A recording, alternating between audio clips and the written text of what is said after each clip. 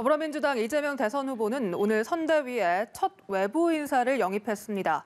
조동현 서경대 군사학교 조교수가 그 대상입니다. 네, 국회에 나가 있는 취재기자 연결해 자세한 소식 들어보겠습니다. 김수강 기자.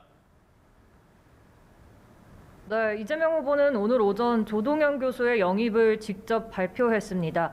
조 교수는 송영길 대표와 함께 공동 상임선대위원장을 맡고 앞으로 선거를 지휘해 나가게 될 예정입니다. 이 후보는 조 교수를 우주항공 분야의 전문가라고 소개하며 미래로 갈 선대위를 지휘해 줄 것이라고 기대했습니다. 30대 여성으로 두 아이의 엄마이기도 한 조 교수는 군사 전문가로서 자신의 전문 분야인 안보 영역에 있어서도 역할을 할 것으로 보이는데요. 조 교수의 소감 직접 들어보고 오겠습니다.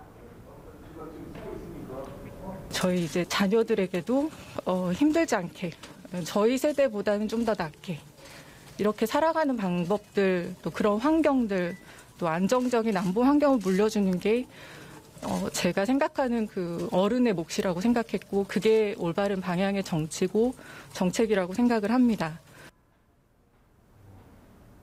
이 후보는 오후엔 제조업 분야 스타트업을 전문적으로 발굴하고 지원하는 공간인 메이커 스페이스를 방문했고, 예비 청년 창업가들과 만나 대화를 나눴습니다. 특히 이 자리에서 오징어 게임을 언급하며 콘텐츠 사업에 대한 투자 필요성을 얘기했는데, 그러면서 정상적인 투자와 수익이 이뤄져야 할 자본시장이 주가 조작이나 하고 있다고 일갈했습니다. 이 후보의 이 같은 발언은 윤석열 후보의 부인 김건희 씨가 연루됐다는 의혹을 받고 있는 도이치모터스 주가 조작을 겨냥한 것으로 풀이됩니다. 이 후보는 오늘 저녁엔 한 방송사의 예능 프로그램에 출연하는데, 경선에서 후보로 확정된 이후 첫 예능인 만큼 인간적인 면모를 드러낼 것으로 보입니다. 이번엔 야당 상황 알아보겠습니다. 국민의힘 윤석열 대선 후보 이틀째 충청권 행보를 이어가고 있는데요. 오늘은 어떤 일정들을 소화했습니까? 네, 어제 세종을 출발로 3일간의 충청행에 오른 윤석열 후보는 오늘 첫 일정으로 청주국제공항을 찾았습니다.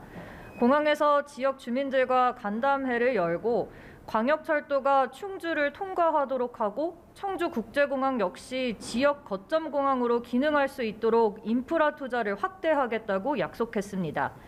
또 2차 전지를 생산하는 우수 강소기업에 방문해 생산 공정을 살피고 관계자 설명을 들었습니다. 이어진 취재진과의 질의응답에선 최근 선대위 구성과 운영을 놓고 불거진 이준석 패싱과 관련된 질문을 받기도 했습니다. 이준석 대표는 밤사이 자신의 SNS에 그렇다면 여기까지입니다라는 의미심장한 글을 올리는 한편 오늘 이후 일정을 전면 취소하며 잠적에 들어간 상태인데요. 윤 후보는 자신도 아침부터 일정이 바빴다며 권성동 사무총장과 통화해 한번 만나서 이야기를 해보라고 했다고 전했습니다. 다만 이러한 잡음의 원인을 묻는 질문엔 저도 잘 모르겠다며 자신은 후보로서의 역할을 다 하는 것뿐이라고 말했습니다. 이 대표의 자택과 사무실을 찾은 권 총장은 이 대표의 부재로 결국 회동에 성공하진 못했습니다. 한편 윤 후보는 청주 첨단 문화산업단지를 찾아 청년 창업자와 예술인들도 만났습니다. 어제 대전에서의 마지막 일정으로 청년들과 토크 콘서트를 한 데 이어 지지층이 취약하다고 평가받는 2030을 계속해 공략하는 모양새입니다.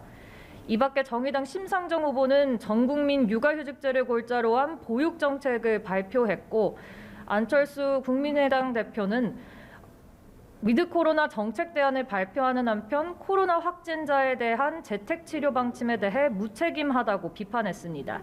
지금까지 국회에서 연합뉴스TV 김수강입니다.